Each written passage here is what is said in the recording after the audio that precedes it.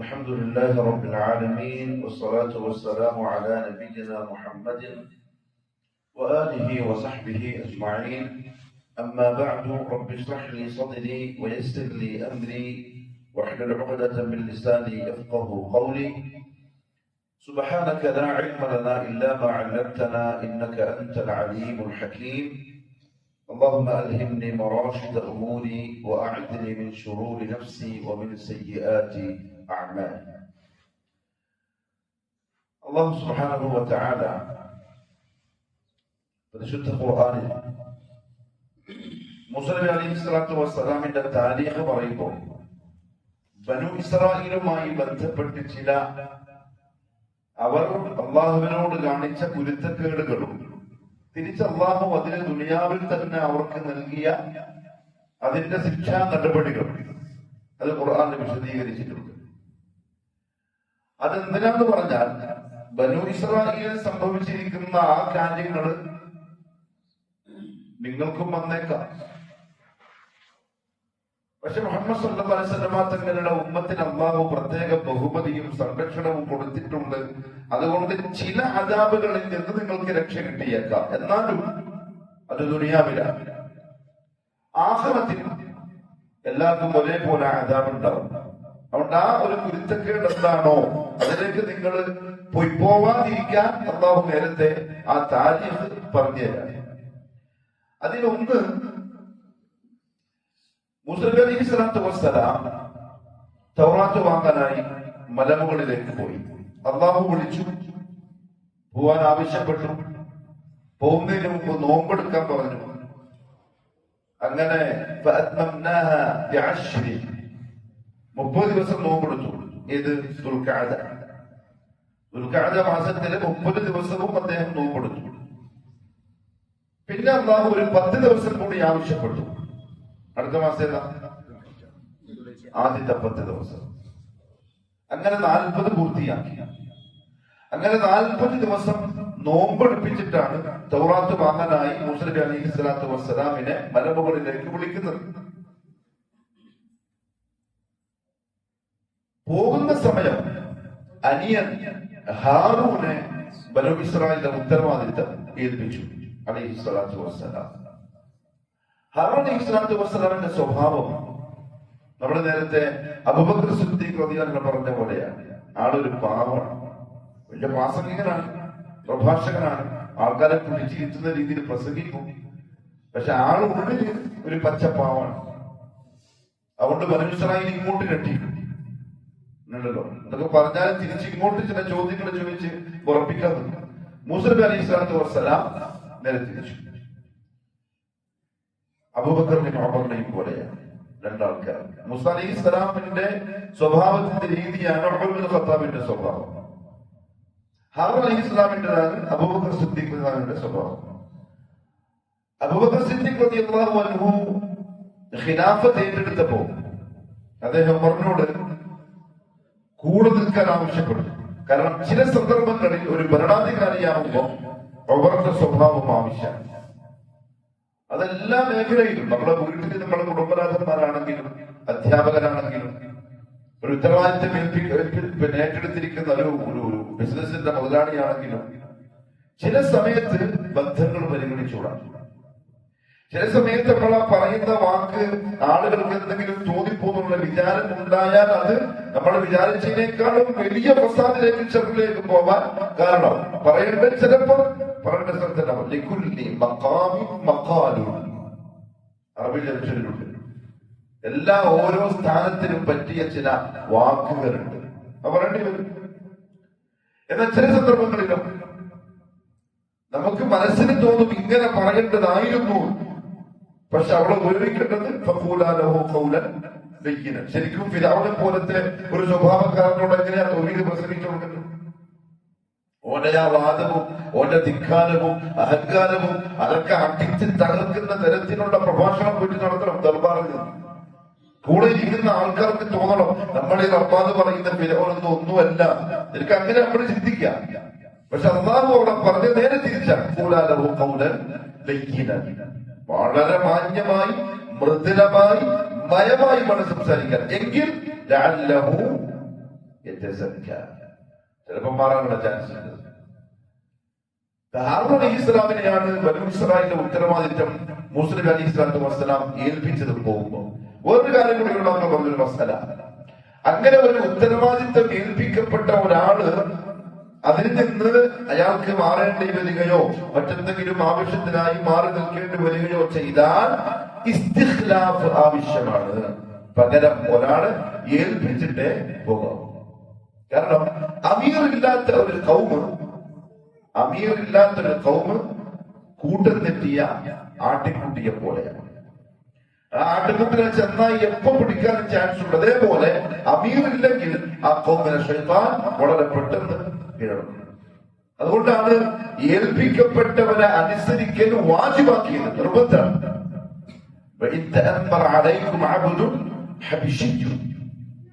നിങ്ങൾ അമീറായി നേതാവായിട്ട് തിരഞ്ഞെടുക്കപ്പെടുന്ന ആള് ഒരു നീഗ്രോക്കാരനായ അടിമയാണെങ്കിലും ശരി, ചില വനത്തുകളിൽ ഈ ഉണക്ക മുന്തിരി പോലെയുള്ള മുടിയുള്ള മൂക്കുള്ള കണ്ണുള്ള ആൾക്കാരാണെങ്കിലും ശരി, അനുസരിച്ചോളൂ. ഇല്ലെങ്കിൽ അത് വലിയ പ്രശ്നങ്ങൾ ഉണ്ടാകും. മുഹമ്മദ് സല്ലല്ലാഹു അലൈഹി വസല്ലം തങ്ങളും മദീനയിൽ നിന്നും എങ്ങോട്ടെങ്കിലും യുദ്ധയാത്രയോ മറ്റെന്തെങ്കിലും യാത്രയോ പോയാൽ പകരം ഒരാളെ ഏൽപ്പിച്ചിട്ടേ പോകാറുള്ളായിരുന്നു. അധികവും അബ്ദുല്ലാഹി ഇബ്നു ഉമ്മു മക്തൂം റളിയല്ലാഹു അൻഹുവിനെ ഏൽപ്പിക്കാറുണ്ടായിരുന്നു. അത് നമ്മൾ ശരിക്കും പാലിക്കേണ്ടുന്ന ഉത്തരവാദിത്തം. മൂസ നബി ഹാറൂൻ നബി ഏൽപ്പിച്ചു പോയി. ഹാറൂൻ അലൈഹിസ്സലാം ഈ പറഞ്ഞ പോലെ ചിരിച്ച് ആൾക്കാരോട് നല്ല രീതിയിൽ പെരുമാറി സമാധാനിപ്പിച്ച് കൊണ്ടു കൊടുക്കുക. പക്ഷെ അതിന്റെ ഇടയില് സാമിരി എന്ന് പറയുന്ന ഒരു കള്ളൻ ഉണ്ട്. ഈ യാത്രകളൊക്കെ കൂടെയുണ്ട്. ഇവൻ ജിബ്രീൽ അലൈഹിസ്സലാത്തു വസ്സലാം പോറ്റി വളർത്തിയ മൂസ എന്ന് പേരുള്ള ഒരു വ്യക്തിയാണ്. അല്ലാഹു അലം ഇസ്രായേലിയത്താവാം. ഒരു കവിതയുണ്ട് അറബിയിൽ, മൂസല്ലദീ റബ്ബാഹു ഫിർഔനു കാഫിർ മൂസല്ലദീ റബ്ബാഹു ജിബ്രീലു കാഫിറു വമൂസല്ലദീ റബ്ബാഹു ഫിർഔനു മുർസലു. ഫിർഔൻ പോറ്റി വളർത്തിയ മൂസ കാഫിറായി, അല്ല ജിബ്രീൽ പോറ്റി വളർത്തിയ മൂസ കാഫിറായി. എന്നാൽ ഫിർഔൻ എന്ന ഞാൻ റബ്ബെന്ന് വാദിക്കുന്നവൻ പോറ്റി വളർത്തിയ മൂസ മുർസലായി, റസൂലായി നിയോഗിക്കപ്പെട്ടു. അവിടെ മനസ്സിലാക്കേണ്ട കാര്യം എന്താ അറിയുക?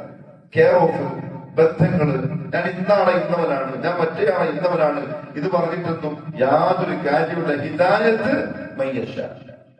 അത് അല്ലാഹു പ്രത്യേകം സെലക്ഷൻ കൊടുക്കുന്ന ഒരു അനുഗ്രഹം തന്നെയാണ്. ഈ സാമിരി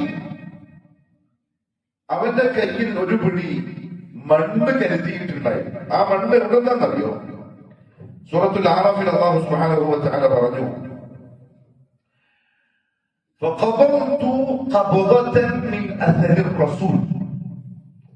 ഫിർഔനെയും ആൾക്കാരെയും കടലിൽ മുക്കിക്കൊല്ലാനുള്ള തീരുമാനമായി. അങ്ങനെ ബനൂ ഇസ്രായീലും മൂസ അലൈഹിസ്സലാത്തു വസ്സലാമും കടലിൽ വിട്ടുകടന്നു. നടക്കുന്നതിനിടയിൽ സാമിരി പിറകിലുള്ള കാര്യങ്ങൾ ശ്രദ്ധിക്കുന്നുണ്ട്. അപ്പൊ ഫിർഔന്റെ പട്ടാളക്കാരുടെയും കുതിരകൾ വെള്ളത്തിലേക്ക് ഇറങ്ങുന്നില്ല. അപ്പൊ നമ്മൾ മുമ്പ് പറഞ്ഞിട്ടുണ്ട്, ജിബ്രീൽ അലൈഹിസ്സലാത്തു വസ്സലാം അതേപോലെ ഇസ്രാഫീൽ അലൈഹിസ്സലാമും കുതിരപ്പുറത്ത് വന്ന് അവരിങ്ങനെ തള്ളിവിട്ട് കടലിലേക്ക് കുമ്പിയതാണ്. അപ്പൊ ജിബ്രീൽ വന്ന ഈ കുതിരയുടെ കാൽ കുളമ്പടി തൊടുന്ന സ്ഥലത്ത് നിന്ന് പച്ച ഇലകളും ചെടികളും മുളച്ചു വരുന്ന കാഴ്ച സാമിരി ശ്രദ്ധിച്ചു. സാമിരി പറയാ മുസ്ലിമിനോട്, ജിബ്രീലിന്റെ കുതിരയുടെ കുളമ്പ് കൊണ്ട സ്ഥലത്ത് നിന്നുള്ള ഒരു പിടി മണ്ണ് ഞാൻ വാരിയെടുത്തിട്ടുണ്ടായിരുന്നു. കാരണം ആ മണ്ണ് അതിൽ ഹയാത്തുണ്ടെന്നർത്ഥം. അല്ലാഹു അലം. അത് സാമിലിന്റെ കൈമലുണ്ട്. അപ്പൊ സാമിലിക്ക് പല ലക്ഷ്യങ്ങളും ഇപ്പൊ ഈ കൂട്ടത്തിൽ വന്നതിന്റെ പിറകിൽ ഉണ്ട്. ഉദരന് പോയി ബനൂ ഇസ്രായീൽ പതിയെ ശിർക്കിലേക്ക് പോവാൻ തുടങ്ങി. കാരണം ശൈത്താൻ ഒരു മുസ്ലിമായ മുഅ്മിനായ അടിമയിൽ നിന്ന് ഏറ്റവും ആദ്യം ഇല്ലാതെയാക്കാൻ ശ്രമിക്കുന്നത് തൗഹീദായിരിക്കും. കാരണം എന്താ വെച്ചാല് തൗഹീദോടുകൂടി ഒരു മനുഷ്യൻ കുറ്റക്കാരനായാലും അയാൾ തൗബ ചെയ്യുന്നുള്ള കാര്യം ഉറപ്പാണ്, ഭീതിയില്ല. കാരണം അയാളുടെ മുമ്പിൽ എന്തുണ്ട്? ആ തീയുണ്ട്. എന്നാൽ ശിർക്കിനെ ഒരുത്തനെ കൊണ്ടുപോയാൽ ബാക്കി എന്തവൻ ചെയ്താലും ഒക്കെ ബാത്തിലാവും. സാമിനെ ഉപയോഗപ്പെടുത്തിക്കൊണ്ട് ബനൂ ഇസ്രായേലിന്റെ ഇടയിൽ പിശാച് ആ പശുക്കുട്ടിയെ നിർമ്മിച്ചു. പശു നിർമ്മിക്കപ്പെടുന്നത് സ്വർണത്തിനാണ്. ഏതാണ് ഈ സ്വർണം? ബനൂ ഇസ്രായേൽ ഖിബ്തികളുടെ കയ്യിൽ നിന്ന് വായ്പക്ക് വാങ്ങിയതാണ് ഈ സ്വർണം. വായ്പ എന്നല്ല പറയാം, നാളത്തെ പറഞ്ഞിട്ട് വാങ്ങലുണ്ട്. അതിഷ്ടം പോലെ വാങ്ങിക്കൂട്ടിയിരുന്നു. പിറ്റെന്ന് കൊടുക്കണം എന്നാ പറഞ്ഞത്. പക്ഷെ തലേന്ന് രാത്രിയാണ് മൂസാ നബി അലൈഹി സ്വലാത്തു വസ്സലാം പാടം കെട്ടി യാത്രയ്ക്ക് തയ്യാറായിക്കൊള്ളാൻ പറയുന്നതും രാത്രിക്ക് രാത്രി അവര് നാളെ വിടുന്നു മിസ്രത്തിൽ നിന്നും. അപ്പൊ തിരിച്ചാലും സ്വർണം ഖിബ്തികളുടെ കയ്യിൽ തിരിച്ചേൽപ്പിച്ചിട്ടില്ല. അതെല്ലാം അവരുടെ കൈവരുണ്ട്. ആ സ്വർണം മൂസാ അലൈഹി സ്വലാത്തു വസ്സലാം പിന്നീട് കാണുകയും അത് അവരുടെ അടുത്ത് കത്തിച്ചു കളയുക ആവശ്യപ്പെടുകയും ചെയ്തു. അങ്ങനെ തീകുണ്ടമുണ്ടാക്കി ആ സ്വർണങ്ങളൊക്കെ ആ തീയിലിട്ട് കത്തിച്ചുകൊണ്ടിരിക്കുന്നതിന്റെ ഇടയിൽ സാമിരി ഈ കൈമലുള്ള പിടി മണ്ണ് ആ തീയിലേക്ക് ഇട്ടുകൊണ്ട് പറഞ്ഞു,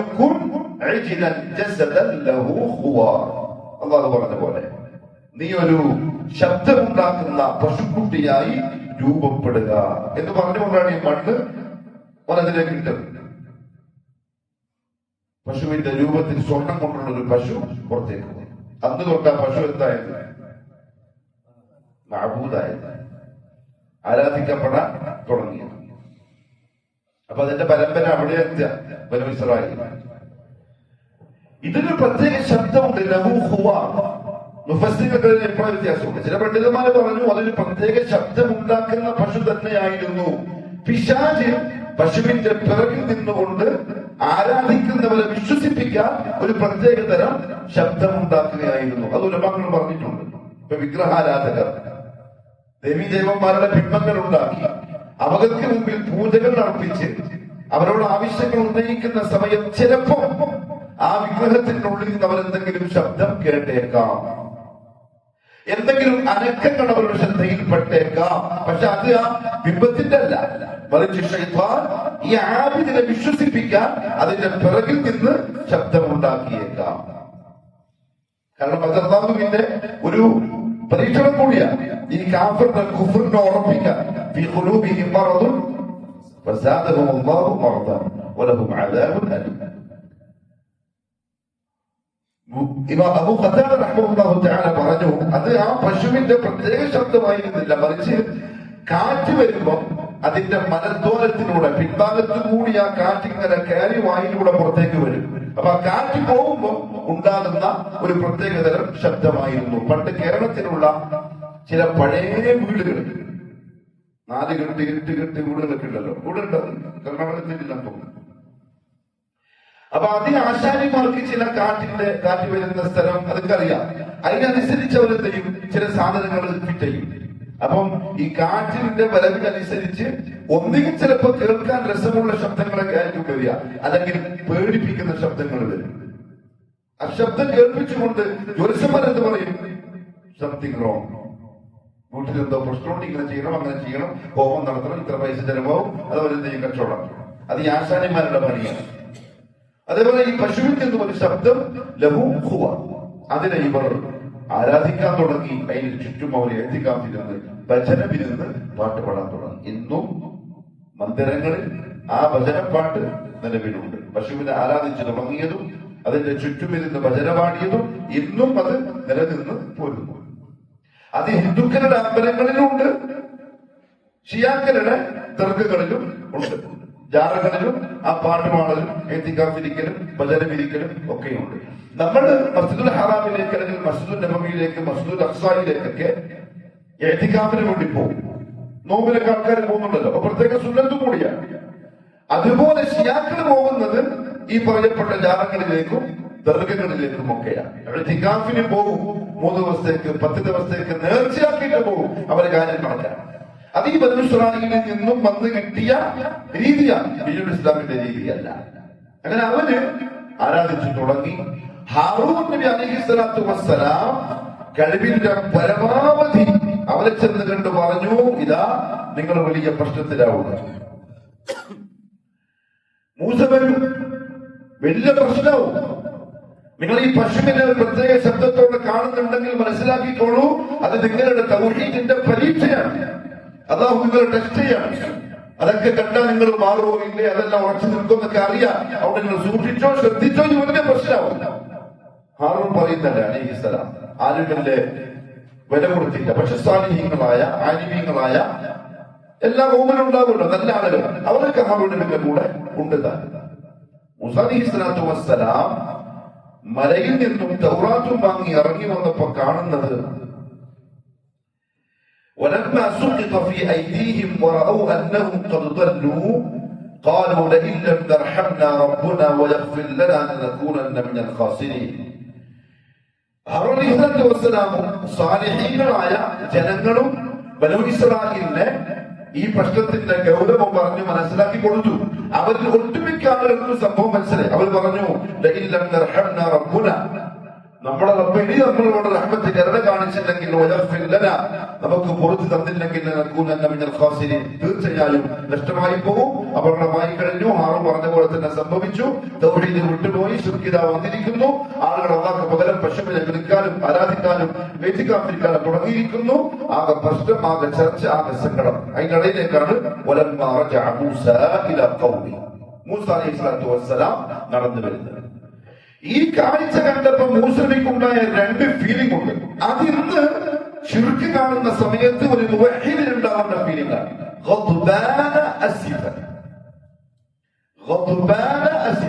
ഒന്ന് ദേഷ്യം, വെറുപ്പ്. ഒരു മുവഹ്ഹിദിന് ദുനിയാവിൽ ഏറ്റവും വെറുപ്പുള്ള ഒരു പാപം ദേഷ്യം എന്തെന്ന് ചോദിച്ചാൽ ശിർക്കാണ്. കള്ളുകൂടിയോട് വെറുപ്പില്ലാന്നല്ല, വ്യഭിചാരത്തിനോട് വെറുപ്പില്ലാന്നല്ല, പലിശനോട് വെറുപ്പില്ലാന്നല്ല, എല്ലാം കബായിറാണ്. പക്ഷെ അതിനേക്കാൾ എല്ലാം വലിയ തെറ്റ് മുവഹ്ഹിദിനെ സംബന്ധിച്ചിടത്തോളം ശിർക്കാണ്. തൗഹീദ് ഇല്ലാത്ത ആളെ സംബന്ധിച്ചിടത്തോളം നേരെ ഉൾട്ടയായിരിക്കും അവരുടെ മനോഭാവം, അവരുടെ ഫീലിംഗ് തെറ്റുകളുമായി ബന്ധപ്പെട്ട്.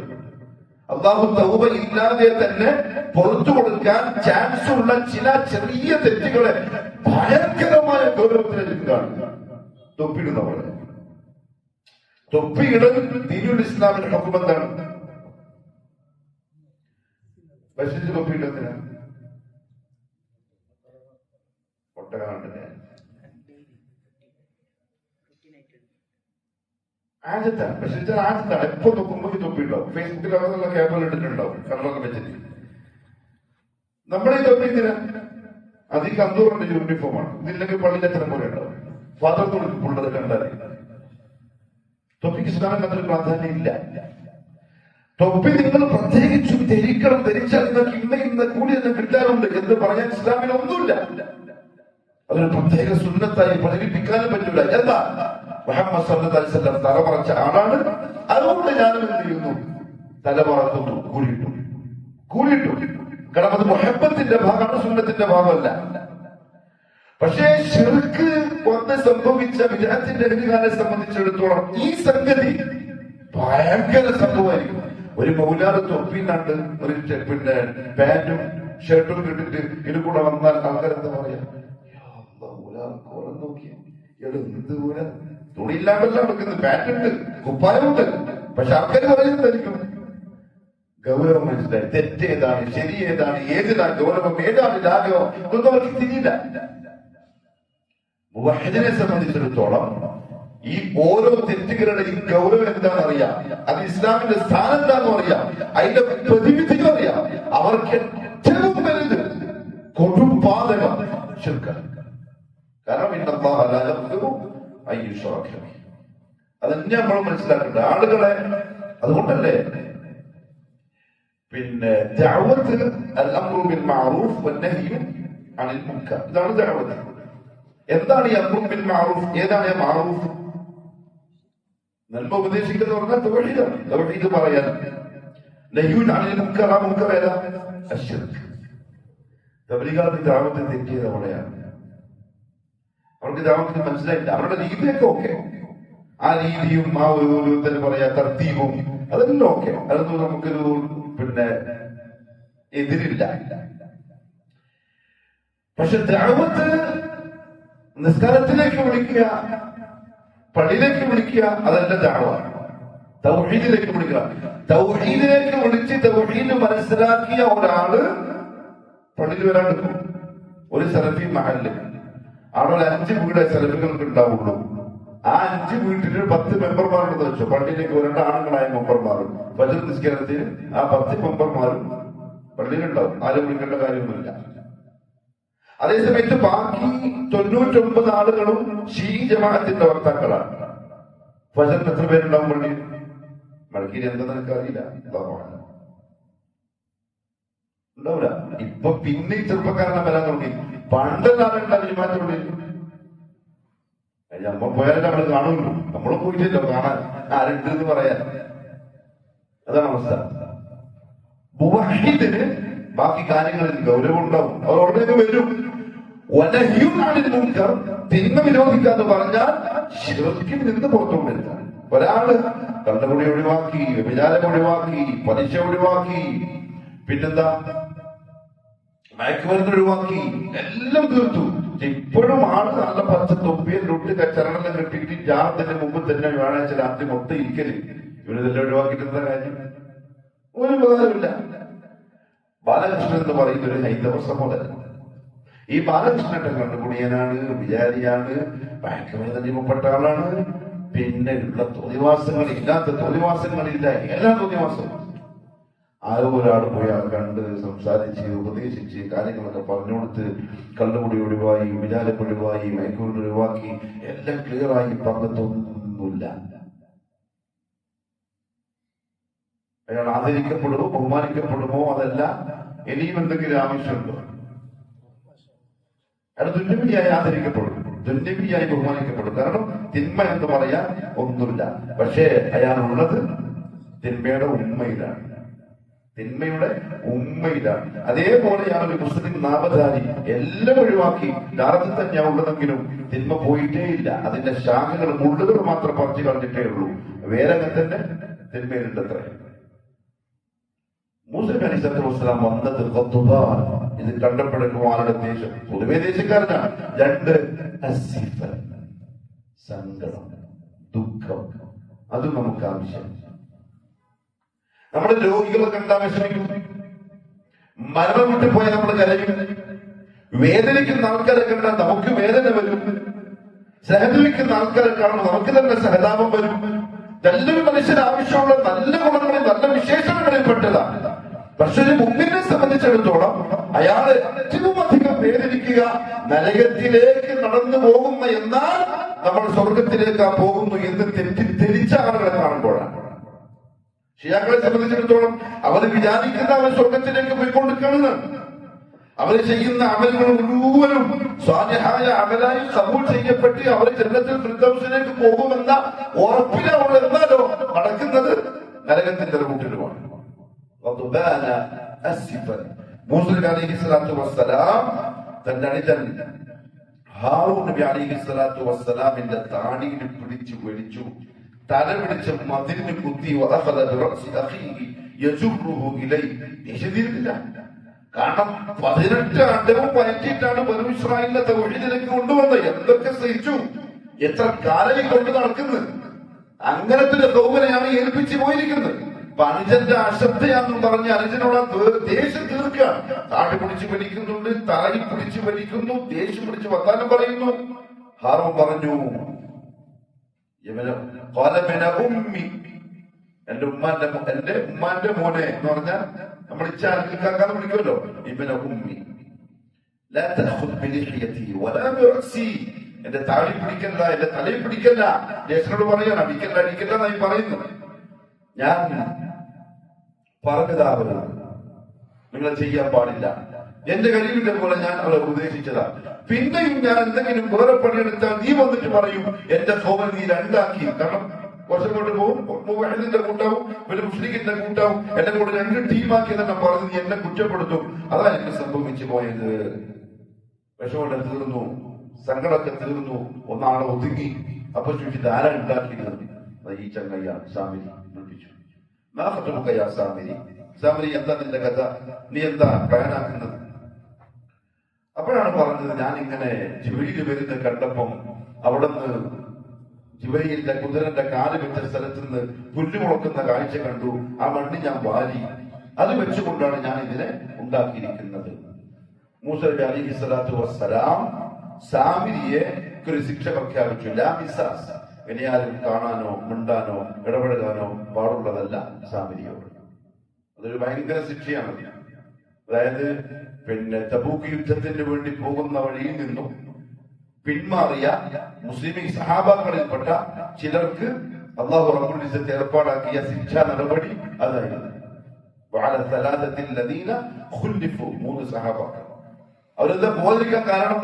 മദീനത്തിൽ കടുത്ത ചൂട്, അവരുടെ ഈത്തപ്പഴ തോട്ടത്തിലെ ഈത്തപ്പഴങ്ങളൊക്കെ പഴുത്തിങ്ങനെ തേനിറ്റിക്കൊണ്ടിരിക്കുന്ന സമയം. അത് പറിച്ച് ശേഖരിച്ചു വെച്ചിട്ടില്ലെങ്കിൽ അടുത്ത ഒരു കൊല്ലം അവർക്ക് ഫുഡില്ല. അപ്പൊ അതെന്തായി പോകുമെന്ന ചിന്തയില് അത് പറിച്ചിട്ട് പോവാല്ലോ. തബൂക്കിലെത്താൻ ഒരുപാട് യാത്ര ചെയ്യണം.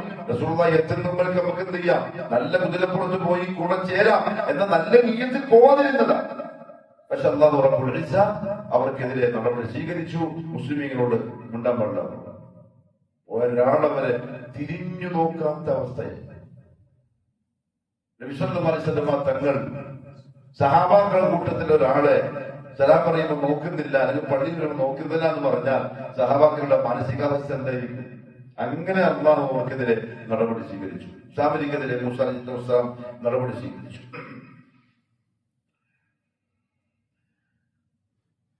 പശുക്കുട്ടിയെ കത്തിച്ച് ചാമ്പലാക്കി, അതിനെ കുറെ വെള്ളത്തിലൊഴുക്കി, കുറെ പറത്തിക്കളഞ്ഞു. ആകെ ശോകമുഖമായ അവസ്ഥ. തൗഹീദിലുള്ള ആളുകൾ പശുക്കുട്ടിയെ ആരാധിച്ച് സിക്കിലേക്ക് ചെന്ന് അവരുടെ റസൂലിന് ദേഷ്യം പിടിച്ച് അവസാനം ആകെ പ്രശ്നമായി.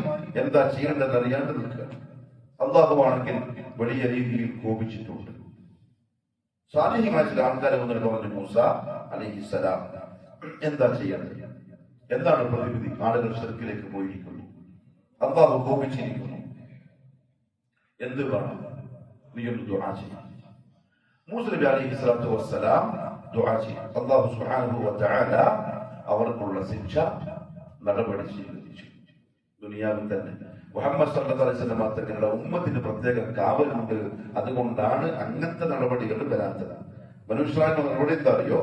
വഇദ് ഖാല മൂസ ലിഖൗമിഹി, മൂസ നബി തന്റെ ജനതയോട് പറഞ്ഞ സന്ദർഭം, യാ ഖൗമി ഇന്നകും വലംതും അൻഫുസകും ബിഇത്തിഖാദികുൽ ഇജ്ൽ, നിങ്ങൾ ആ പശുക്കുട്ടിയെ അല്ലാഹുവിന് പകരക്കാരനായി വെച്ചുകൊണ്ട് ആരാധിച്ചത് മുഖേന നിങ്ങൾ ഇതാ നിങ്ങളുടെ നഫ്സിനോട് ദുൽമ ചെയ്തിരിക്കുന്നു. ഫതൂബു, അതുകൊണ്ട് നിങ്ങൾ എത്രയും പെട്ടെന്ന് തൗബ ചെയ്യണം. ഇലാ ബാരിയിക്കും, ആരോടാ തൗബ ചെയ്യേണ്ടത്? അല്ലാഹുവിനോടുന്നോ അതല്ലെങ്കിൽ റബ്ബിനോടുന്നോ ഒന്നും പറയാതെ ഇലാ ബാരിയിക്കും, നിങ്ങളുടെ ബാരിയിനോട് നിങ്ങൾ തൗബ ചെയ്യണം. എന്താ ബാരി എന്ന് പറഞ്ഞാൽ? മുൻമാതൃകയില്ലാതെ സൃഷ്ടിക്കുന്നവൻ. നിങ്ങൾ ആ സൃഷ്ടാവിനാണ് പകരക്കാരനെ ഉണ്ടാക്കിയിരിക്കുന്നത്. അവനാണെങ്കിലോ ഒന്നുമല്ലാത്ത അവസ്ഥയിൽ നിന്നും ഇത്ര മനോഹരമായ കോലത്തിൽ നിങ്ങളെ ഉണ്ടാക്കിയവനാണ് എന്ന് നിങ്ങൾക്ക് ഉറപ്പുള്ള ആളാണ്.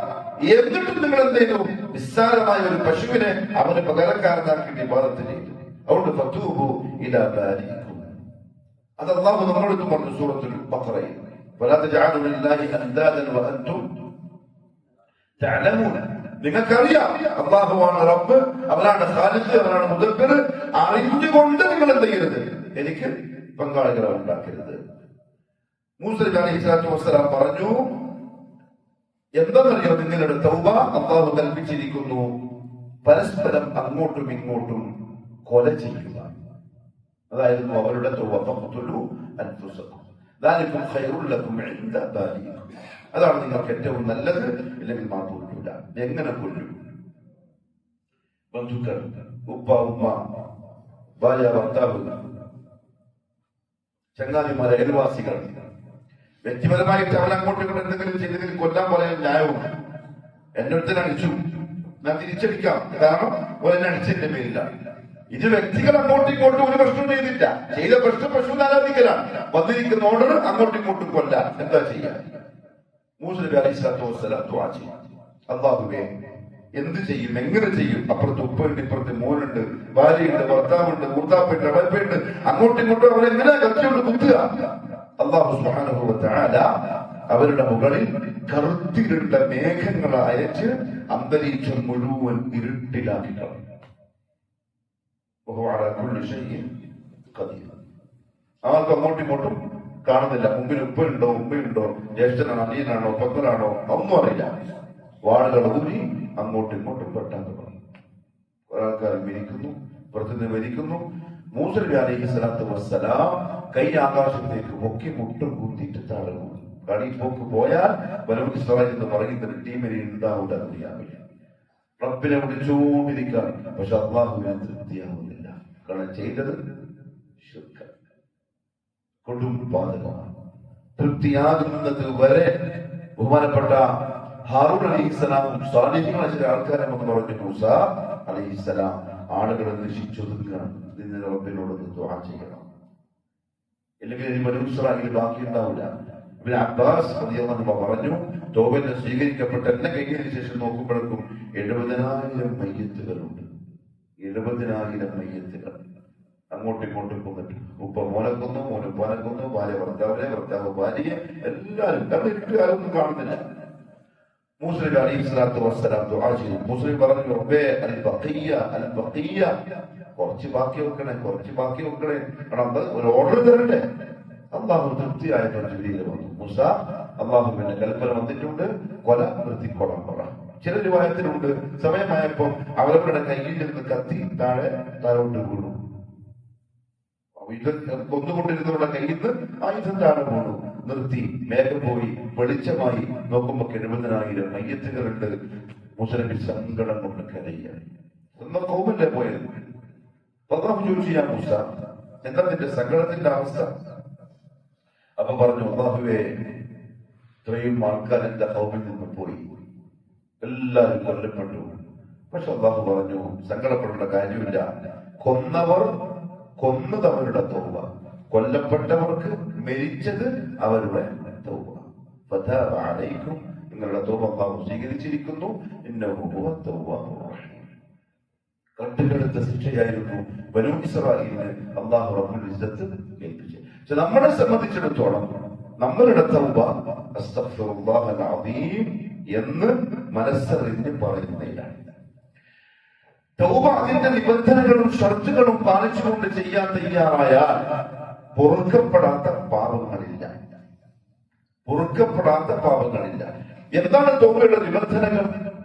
ഉത്ലുബു മതാബ ബിന്നദാമതി മുഖ്ലിഅൻ വബിഅസ്മി തർക്കി ദംബി ഫീമാ ഇസ്തഖ്ബല.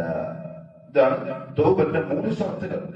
ഒന്ന്, ഉത്ലുബു മതാബ ബിന്നദാമ, സങ്കടം, ചെയ്തു പോയ തെറ്റിൽ കുറ്റബോധം, മാനസിക പ്രയാസം, ഒരു ദുഃഖം, ചെയ്തു പോയതിന് ഉറപ്പേ എന്ന് തോന്നിച്ച മുഹമ്മദ് സല്ലല്ലാഹു അലൈഹി വസല്ലം തങ്ങൾ പറഞ്ഞു, അത്തൗബതു അന്നദം. തൗബ എന്ന് പറഞ്ഞാൽ തന്നെ ആ സങ്കടമാണ്. ഒരാൾക്ക് ചെയ്തു പോയ കുറ്റത്തിന്റെ പേരിൽ ഒരു കൂസലുമില്ല, സങ്കടമില്ല, കുറ്റബോധമില്ല, മനസ്സിന് ഒരു ദുഃഖമില്ല. അയാൾ ഒരു ദിവസം 1000 പ്രാവശ്യം അസ്തഗ്ഫിറുല്ലാഹ് പറഞ്ഞാലും അത് തൗബയല്ല. إنما التوبة على الله للذين يعملون السوء بجهالة ثم يتوبون من قريب فأولئك يتوب الله عليهم. അറിയാൻ ഒരു തെറ്റങ്ങ് ചെയ്തു പോയി, ചെയ്തതിന് ശേഷമാണ് ചെയ്തതിന്റെ ഗൗരവം. കാരണം ചെയ്യുന്ന സമയത്ത് മനസ്സ് പൈശാചികമായിരിക്കും. തെറ്റുകൾ ചെയ്യുന്ന സമയം മനസ്സ് പൈശാചികമാണ്. ചെയ്ത് കഴിഞ്ഞാലാണ് ബോധം വരിക. അല്ലാഹു പറഞ്ഞു, ഉടനെ അവർക്ക് ബോധം വന്നു, വിഷമായി, സങ്കടമായി, അവർ തൗബ ചെയ്താൽ അല്ലാഹു അവർക്ക് പുറത്തു കൊടുക്കും. കാരണം ആ സങ്കടം അവൻ ചെയ്ത തെറ്റിനോടുള്ള അവന്റെ മാനസികാവസ്ഥയെ തെളിയിക്കുന്ന കാര്യം. ഒരു വിഷമമുണ്ട്, ചെയ്യാൻ പാടില്ലാത്തതായിരുന്നു. രണ്ടാമത്തെ ഷർത്ത് മുഖ്ലിഅൻ അൽ ഇഖ്ലാ, ആ തെറ്റിൽ നിന്ന് പൂർണ്ണമായും ഒഴിവായി നിന്നുകൊണ്ട് വേണം തൗബ ചെയ്യാൻ. മുസ്ലിമാണെങ്കിൽ, അതായത് ആ തെറ്റിൽ നിലനിന്നുകൊണ്ട് തന്നെ തൗബ എത്ര ചെയ്താലും അത് തൗബയല്ല. അല്ലാഹു മനസ്സിലാക്കാനുള്ള തൗഫീഖ് തരട്ടെ. കാരണം എന്താ അറിയോ, മുസ്ലിമാണെങ്കിൽ അതിന്റെ അർത്ഥം ഒരു നെതമില്ല എന്നാണ്. തെറ്റിൽ തന്നെ നിൽക്കുന്നുണ്ടെങ്കിൽ അർത്ഥം പറയുന്നില്ല, സങ്കടമില്ല. സങ്കടം ഉണ്ടെങ്കിലോ മാറിയിട്ടുണ്ടാവും. അതുകൊണ്ട് ഏതാണോ തെറ്റിൽ നിന്ന് മാറി നിൽക്കുക എന്ന് പറഞ്ഞാൽ അതിന് പദാർത്ഥങ്ങളുണ്ട്. അതിലൊന്ന് ചിലപ്പോൾ നമ്മൾ മനസ്സിനെ ഒന്ന് പാകപ്പെടുത്തി ഇനി ഞാൻ ചെയ്യൂല എന്നുള്ള ആസ്മി ചെയ്ത് മാറി നിൽക്കലാവാം. അല്ലെങ്കിൽ മാഹൗല് മാറ്റൽ ഉണ്ടാവണം. ചുറ്റുപാട് ചിലപ്പോ വീട് മാറേണ്ടി വരും, ചിലപ്പോ നാട് മാറേണ്ടി വരും, ചിലപ്പോ ചങ്ങാതിമാരെ മാറ്റേണ്ടി വരും, ചിലപ്പോ നമ്മളുടെ കച്ചവട ബന്ധങ്ങള്, സ്ഥാപനങ്ങള്, അതുമായി ബന്ധപ്പെട്ട രീതികൾ അത് മാറ്റേണ്ടി വരും. എന്നാൽ എന്താവും? എന്തുകൊണ്ടറിയോ? ഇല്ലെങ്കിൽ തിരിച്ചതേ മാഹൗലിലേക്ക് ചെന്നാൽ ഇത് ആവർത്തിക്കപ്പെടാനുള്ള ചാൻസ് ഉണ്ട്. മുഖ്ലിയാൻ പൂർണ്ണമായിട്ട് മാറുക. മൂന്നാമത്തത് ഇനി അങ്ങോട്ട് പാപങ്ങൾ ചെയ്യൂല എന്നുള്ള അസ്മ ചെയ്തുകൊണ്ട് തൗബ ചെയ്യൽ. ഈ 3 ഷർത്തും പാലിച്ചുകൊണ്ടാണെങ്കിൽ അള്ളാഹു തൗബ സ്വീകരിച്ചിരിക്കും, ഒരു സംശയമില്ല. നാലാമത്തെ ഷർത്ത് ഇമാം റഹ്മത്തുള്ളാഹി തആല പറഞ്ഞു, അത് ഹുഖൂഖുൽ ഇബാദുമായി ബന്ധപ്പെട്ട ഷർത്താണ്. അള്ളാഹുമായിട്ടുള്ള ഹക്ക് നമുക്ക് വലിയ ടെൻഷനില്ല. കാരണം റഹീമാണ്, ഗഫൂറാണ്. ചിലപ്പോൾ നമ്മളുടെ വിഷമവും സങ്കടവും ദുആയും കരച്ചിലും ഒക്കെ കണ്ടെന്നാവും ഈസിയായിട്ട് പറയും, ഗഫർതു ലക വലാ ഉബാലി, പറയും, പ്രശ്നമില്ല.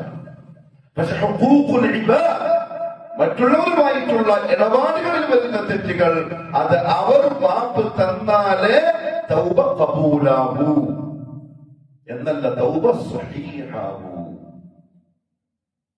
മറ്റുള്ളവരുടെ ഹക്ക് നിസ്സാര സംഗതിയല്ല, വേരിട്ടായിട്ട്. അതൊരു വാക്കാവട്ടെ, പ്രവൃത്തിയാവട്ടെ, സാമ്പത്തികമാവട്ടെ, ശാരീരികമാവട്ടെ, എന്തു തന്നെയായാലും അവരുടെ മാപ്പ് നമുക്ക് കിട്ടിയിരിക്കണം. മാപ്പ് നമ്മൾ ചോദിച്ചിരിക്കണം. മാപ്പ് ചോദിക്കലൊരു നാണക്കേടേയല്ല. നമ്മളെ ശൈത്താനോടെ പറ്റിക്കണം. മാപ്പ് ചോദിക്കാൻ നമ്മൾ താഴലല്ല, നമ്മൾ കൊച്ചാവലല്ല, നമുക്കത് നിന്ദ്യതയല്ല, നമ്മൾ പരിഹസിക്കപ്പെടലല്ല. നമ്മൾ രക്ഷപ്പെടാനുള്ള മാർഗം അതേ ഉള്ളൂ. വേറെന്തെങ്കിലും ഉണ്ടെങ്കിൽ വാക്കെന്ന് പറയാം. ചെയ്തേ പറ്റൂ, ചോദിച്ചേ പറ്റൂ, മാപ്പ് ചെയ്യിപ്പിച്ചേ പറ്റൂ. എങ്കിൽ ഓന്റെ തൗബ ഖബൂലാവൂല. ഇല്ലേ, അല്ലാഹു ആ തൗബ സ്വീകരിക്കും. കാരണം അല്ലാഹു പറഞ്ഞു, ഇന്നല്ലാഹ യഅ്മുറുകും ബിൽ അദ്ലി വൽ ഇഹ്സാനി വ ഈതാഇ ദിൽ ഖുർബ. അല്ല, ഇന്നല്ലാഹ യഅ്മുറുകും അൻ തുഅദ്ദുൽ അമാനാതി ഇലാ അഹ്ലിഹാ. അല്ലാഹു നിങ്ങളോട് കൽപ്പിക്കുന്നുണ്ട് അമാനത്തുകളെ അവരവർക്കുള്ള അർഹതപ്പെട്ടവരിലേക്ക് തിരിച്ചേൽപ്പിക്കാൻ. ഒരുത്തന്റെ പൈസ നമ്മൾ വാങ്ങിയിട്ടുണ്ടെങ്കിൽ തിരിച്ചു കൊടുക്കാൻ, അപഹരിച്ചിട്ടുണ്ടെങ്കിൽ തിരിച്ചു കൊടുക്കാൻ, കട്ടിട്ടുണ്ടെങ്കിൽ തിരിച്ചു കൊടുക്കാൻ, പറഞ്ഞ് പറ്റിച്ചുവെങ്കിൽ ചോദിച്ചിട്ട് മാപ്പ് പറഞ്ഞിട്ട് മാപ്പ് വാങ്ങാൻ. ഇങ്ങനെ എല്ലാം വേണം. കാരണം അതെല്ലാം അമാനത്താണ്. അതൊന്നും ചെയ്യാണ്ടാണ് പോയതെങ്കിൽ നാളെ അള്ളാഹുവിന്റെ കോടതിയിൽ അത് തിരിച്ചു വാങ്ങി അള്ളാഹു കൊടുക്കും. നമ്മൾ പാപരായി പോകും. അള്ളാഹു പാപരായി. അതുകൊണ്ട് ഈ ഷർത്തുകൾ പാലിച്ചുകൊണ്ട് അടിമ തൗബ ചെയ്യാൻ തയ്യാറായാൽ അള്ളാഹു സ്വീകരിക്കാൻ തയ്യാറാണ്. സാഹിർ മീൻസ് ജാദുഗർ, മരണക്കാരൻ. സാഹിറിന് തൗബയുണ്ടോ ഇല്ല?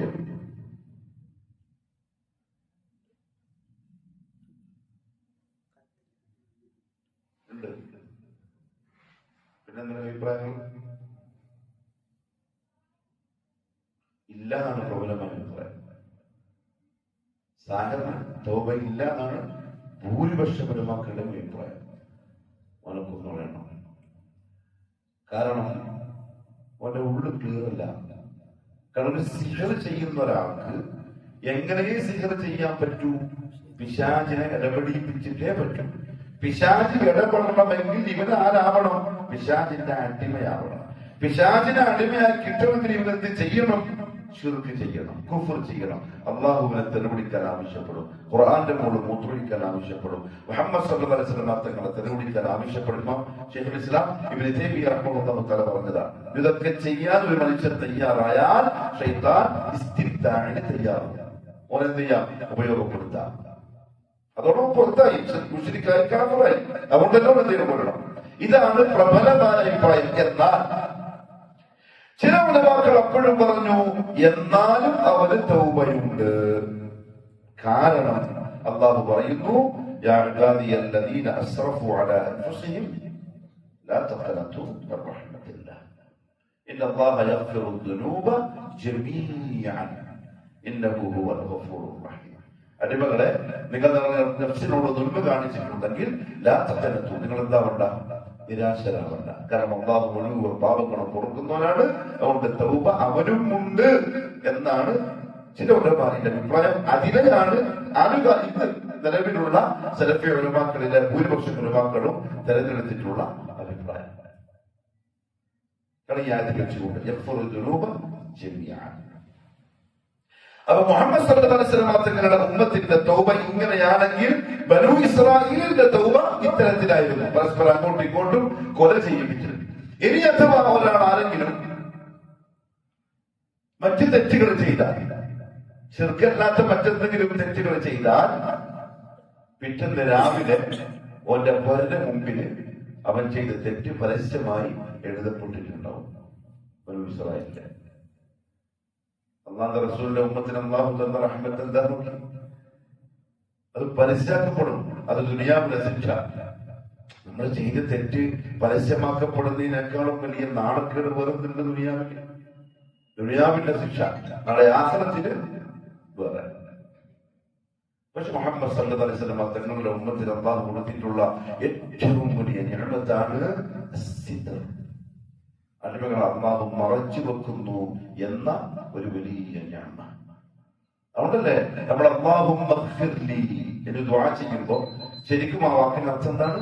അല്ലാഹുമ്മ സ്തുർനി, നീ എന്നെ ഒളിപ്പിച്ചു വെക്കണേ.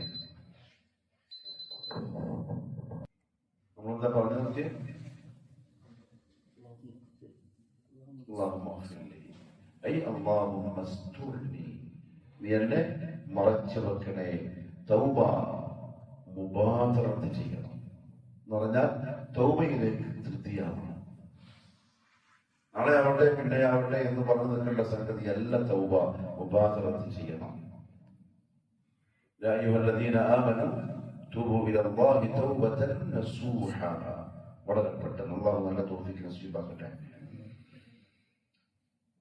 റസൂലുള്ളാഹി സ്വല്ലല്ലാഹു അലൈഹി വസല്ലം സഹാബത്തിനോട്, സത്യവിശ്വാസികളോട് പറഞ്ഞ അവരുടെ നിത്യജീവിതത്തിലെ പ്രാർത്ഥനകളുടെ കൂട്ടത്തിൽ, അതായത് ഒരു മുഅ്മിൻ പതിവാക്കേണ്ടുന്ന ദിക്റുകൾ, അതിൽ ഒന്നിൽ അവന് വേണ്ടി 100 പ്രാവശ്യം ഇസ്തിഗ്ഫാർ ചൊല്ലലാണ്. അത് മുഅ്മിനീങ്ങളോട് പറയപ്പെട്ടതാണ്. അപ്പൊ പിന്നെ തെറ്റുകളുമായി ബന്ധപ്പെടുന്നവർ തീർച്ചയായും അത് പറയേണ്ടവരാണ്. അതേപോലെ ബനൂ ഇസ്രായേലുമായി ബന്ധപ്പെട്ട് മറ്റൊരു സംഭവം അല്ലാഹു സുബ്ഹാനഹു വ തആല കുറച്ച് കടുപ്പപ്പെട്ടത് പറഞ്ഞത് രൂപം മാറ്റം സംഭവിച്ച ഒരു തെറ്റാണ്. അത് പിന്നീട് മദീനയിലുള്ള യഹൂദികളെ നബി സല്ലല്ലാഹു അലൈഹി വസല്ലം പറഞ്ഞു കേൾപ്പിക്കുകയാണ്, ദാ ഇങ്ങനെയൊക്കെ നിങ്ങളുടെ മുൻഗാമികൾ ചെയ്തിട്ടുണ്ട്, അതിനുള്ള ഫലം അവർ അനുഭവിച്ചിട്ടുണ്ട്, പിന്നെയും നിങ്ങളൊക്കെ തന്നെ ആവർത്തിക്കുകയാണോ എന്നാണ് പറഞ്ഞു കൊടുക്കലിന്റെ സാരം. അതിലൊന്ന് ഇബ്നു അബ്ബാസ് റളിയല്ലാഹു തആല അൻഹുമ പറഞ്ഞു,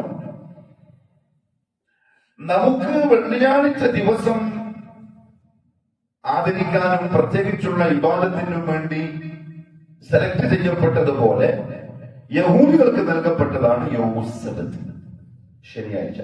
നസറാക്കൾക്ക് യൗമുൽ അഹദ്. നബി സല്ലല്ലാഹു അലൈഹി വസല്ലം തങ്ങൾ പറഞ്ഞു, ദുനിയാവിൽ നമ്മൾ മുമ്പിലാണ്, ആഖിറത്തിലും നമ്മൾ മുമ്പിലാണ്. ദുനിയാവിൽ നമ്മൾ യൗമുൽ ജുമുഅ, പിന്നെ യൗമുൽ സബത്ത്, പിന്നെ യൗമുൽ അഹദ് നമ്മളെ ഫസ്റ്റ്. ഖബറിൽ നിന്ന് എഴുന്നേൽക്കലും ആദ്യം നമ്മളാണ്, പിന്നെ ഇരിക്കുന്നത്. കാരണം ഏറ്റവും അവസാനം ഖബറിലേക്ക് പോകുന്നതും ഏറ്റവും ആദ്യം ഖബറിൽ എഴുന്നേൽക്കുന്നതും ഉമ്മത്ത് മുഹമ്മദ് സ്വല്ലല്ലാഹു അലൈഹി വസല്ലം. കാരണം അവരൊക്കെ ഖബറിലായി കഴിഞ്ഞു ഓൾറെഡി.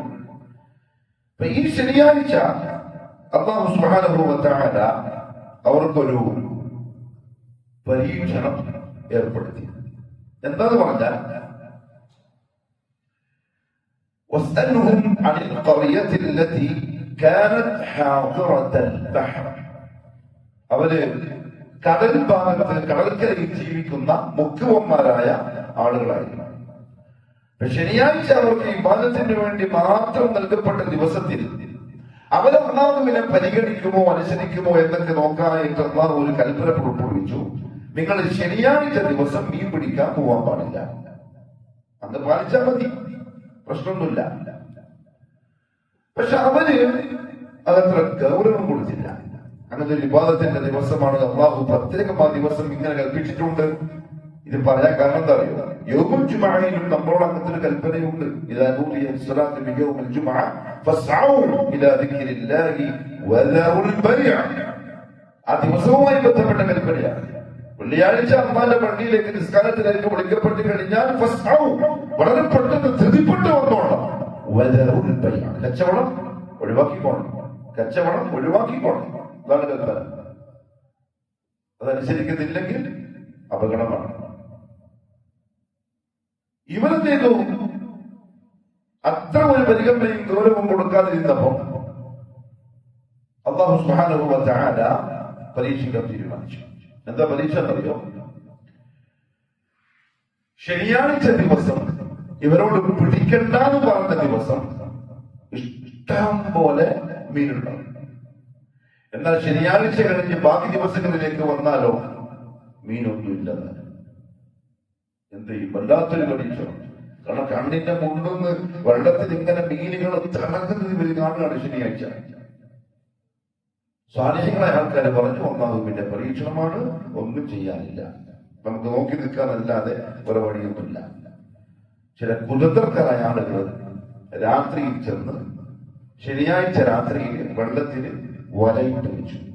ചില ആളുകൾ ചാലുണ്ടാക്കി അവരുടെ വീട്ടുമുറ്റത്തിലുള്ള കുളത്തിലേക്കും കിണറിലേക്കും ഒക്കെ ചാലുണ്ടാക്കി വെച്ചു. വെള്ളത്തിന്റെ പിടിക്കുന്നില്ല. അങ്ങനെ മീൻ വരും. ശനിയാഴ്ച രാത്രി ഇഷ്ടം പോലെ മീനുണ്ടാവും. പിറ്റേന്ന് രാവിലെ ആകുമ്പോഴേക്കും മീൻ പോകും. അപ്പോഴവർക്ക് അനുവാദമുള്ളത് പിടിക്കാൻ. വലയിട്ട് വെച്ച ആളുകൾ ഞായറാഴ്ച രാവിലെ പോയിട്ട് വല പൊക്കും. ചാലി കയറിയ ആളുകളുടെ ചാലിലൂടെ അവരുടെ വീട്ടിന്റെ മുമ്പിലുള്ള കുളത്തിന് മീൻ എത്തിയിട്ടുണ്ടാവും. ഞായറാഴ്ച രാവിലെ അവരെ മീനെ പിടിക്കും. അപ്പൊ ശനിയാഴ്ച ചെയ്തിട്ടില്ല, ആരും മീനെ പിടിച്ചിട്ടില്ല. ചില ആളുകൾ വന്നിട്ട് അവർ ഉപദേശിച്ചു, ചെയ്യുന്നത് ഡേഞ്ചറാണ്, ചെയ്യരുത്, അള്ളാഹുവിന്റെ കൽപ്പനയ്ക്കെതിരെ കാണിക്കുന്നത് അപകടമായിരിക്കും. ചില ആളുകൾ ഒന്നും മുണ്ടില്ല, അവരെ പണിയായിട്ട് പോയി. ചില കുരുത്തം കണ്ടവർ ഈ പണി കാണിച്ചു. അല്ലാഹു സുബ്ഹാനഹു വ തആല പറഞ്ഞു, നാം അവരെ കട്ടിക്കെടുത്ത ശിക്ഷകൾക്ക് വിധേയമാക്കി. ആരൊക്കെയാണോ യൗമുസ്സബത്തിന്റെ കൽപ്പനയെ സ്വീകരിക്കാതിരുന്നത് അവരെ നാം കുരങ്ങന്മാർക്ക് മാറ്റി. ഉലമാക്കൾ പറഞ്ഞു, യുവാക്കളായ ആളുകൾ, യുവതികളായ ആളുകൾ കുരങ്ങന്മാരായും വയസ്സുള്ള ആളുകൾ പന്നികളായും രൂപം പ്രാപിച്ചു. ഈ കുരങ്ങായി മാറ്റപ്പെട്ടവരോട് നേരത്തെ നിങ്ങൾ ചെയ്യരുത് എന്ന് പറഞ്ഞ ആളുകൾ വന്നിട്ട് പറഞ്ഞു, അലം നൻഹക്കും, നമ്മൾ നിങ്ങളോട് പറഞ്ഞതല്ലേ, നിരോധിച്ചതല്ലേ, നിങ്ങൾ എന്തിനാ ചെയ്തത്, ഇപ്പൊ നിങ്ങൾ അനുഭവിച്ചില്ലേ എന്ന് പറഞ്ഞപ്പോൾ ഈ കുരങ്ങുകൾ തലയാട്ടുക മാത്രം ചെയ്തു എന്ന് താരീഖിക്കാം. സങ്കടമുണ്ട്, ഒന്നും പറയാനില്ല. കുരങ്ങന്മാർ ആണെങ്കിലും ഇവർക്ക് കുടുംബക്കാരെയും മറ്റുമൊക്കെ മനസ്സിലാവും. അങ്ങോട്ടും ഇങ്ങോട്ടെല്ലാം തിരിയും. ഇവരാകെ സങ്കടപ്പെട്ട് കരയിക്കുത്തി 3 ദിവസം അവരുടെ വീടുകളിൽ നിന്നും ഇറങ്ങാതെ, ഭക്ഷണം കഴിക്കാതെ, വെള്ളം കുടിക്കാതെ സങ്കടപ്പെട്ടിരുന്നു. 3-ാം ദിവസം ഇവരെല്ലാം നശിച്ച് ഒതുങ്ങുകയും ചെയ്തു. പിന്നെ അവർക്ക് എന്തുണ്ടായിട്ടില്ല? പരമ്പര ഉണ്ടായിട്ടില്ല. പന്നികളോ കുരങ്ങന്മാരോ ഒന്നും അന്ന് രൂപം മാറ്റപ്പെട്ടതിലൂടെ ഉണ്ടായതും അല്ല. പിന്നെ അബ്ബാസ് റളിയല്ലാഹു അൻഹു പറഞ്ഞു, 3 ദിവസത്തിലധികം അവർ ജീവിച്ചിരുന്നിട്ടില്ല. പിന്നെ കുരങ്ങന്മാരും പന്നികളും ഒക്കെ അത് അല്ലാഹു വന്ന് സൃഷ്ടികളെ സൃഷ്ടിക്കുന്ന കാലത്തുണ്ടാക്കിയതിന്റെ പരമ്പര തന്നെയാണ്, അല്ലാണ്ട് ഇതിന്റെ അല്ല. ഒരു കാലഘട്ടത്തിലും രൂപം മാറ്റം നൽകപ്പെട്ടവർ 3 ദിവസത്തിലധികം ജീവിച്ചിട്ടും ഇല്ല.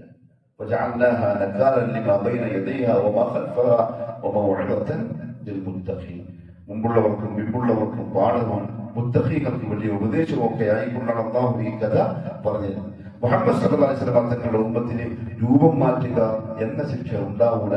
കാരണം അല്ലാഹു റസൂൽ സല്ലല്ലാഹു അലൈഹി വസല്ലം അല്ലാഹുവോട് ദുആ ചെയ്തതിന് ഇല്ലാതാക്കിയിട്ടുണ്ട്. പക്ഷേ ആഖിറത്തിൽ ദൈതറായി അസ്ഹാബുസ്സബത്തിന്റെ കഥ അല്ലാഹു പറഞ്ഞത് അങ്ങനെ കുരുത്തക്കേട് അമിത ബുദ്ധി കാണിച്ചവർക്ക് ഞാൻ കൊടുത്ത ശിക്ഷയാണ്. അവരുടെ രൂപം മാറ്റി കൊരങ്ങന്മാരാക്കുന്നത് എന്ന് വെച്ചാൽ അമിത ബുദ്ധി കാണിക്കല് അത്ര ഡേഞ്ചറാണ് അല്ലാഹുവിന്റെ അടുക്കൽ. എന്താണോ പറഞ്ഞത് അത് ചെയ്തിരിക്കാം, എന്തൊഴിവാക്കാൻ പറഞ്ഞോ അത് ഒഴിവാക്കിയിരിക്കാം. അല്ലാഹു പാഠം ഉൾക്കൊണ്ട് മനസ്സിലാക്കി അമൽ ചെയ്യാൻ തൗഫീഖ് നസീബാക്കി തരട്ടെ. وآخر دعوانا أن الحمد لله رب العالمين. سبحانك اللهم وبحمدك أشهد أن لا إله إلا أنت أستغفرك وأتوب إليك. السلام عليكم ورحمة الله وبركاته.